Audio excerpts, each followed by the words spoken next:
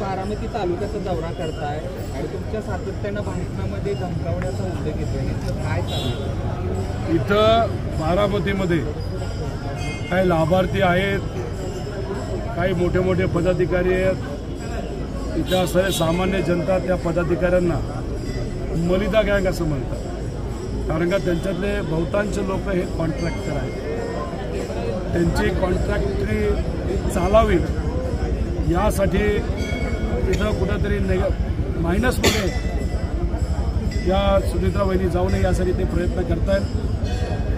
मग ते कार्यकर्त्याला फोन करतात, नोकरीवरनं काढण्याचा तिला धमकी देतात।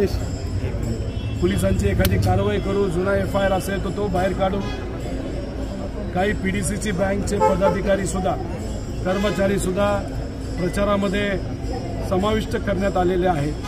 दुर्दैव आहे, शेतकऱ्याची ती बँक आहे, त्यांच्यातून पण सांगितलं जातं की तुला लोन मिळणार नाही मिळणार। तिथं जर लोन दिलं असेल, त्यात अडचण आली असेल तर मग आम्ही लगेचच तुझी प्रॉपर्टी जप्त करू। शहरी भागामध्ये गुंडाचा वापर केला जातोय, धमक्या दिल्या जातात।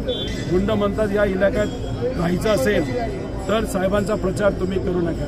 ह्या सगळ्या गोष्टी होत आहेत, हे लोक आम्हाला सांगत आहेत आणि ही गोष्ट कुठेतरी चुकीची आहे। अशी प्रथा बारामती लोकसभा मतदारसंघामध्ये महाराष्ट्रात नव्हती, ती आज जर सुरू झाली आणि त्या प्रथेला जर यश आलं तर पुढे जाऊन विकास कुणीच करणार नाही, फक्त गुंडांना पाळलं जाईल, गुंडांचा वापर केला जाईल आणि दडपशाहीचं राजकारण हे वाढू शकतं।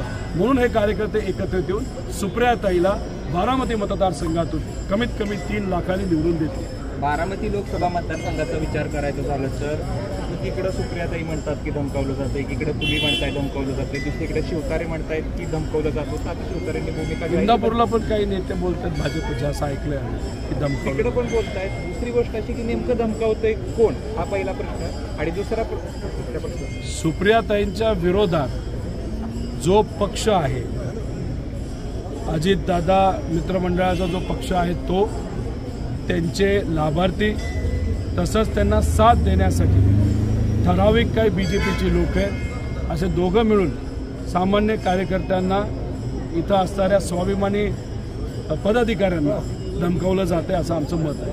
दुसरीकडे अजित पवार असं म्हणतात की मी जर धमकावलं असतं किंवा माझ्या कार्यकर्त्यांना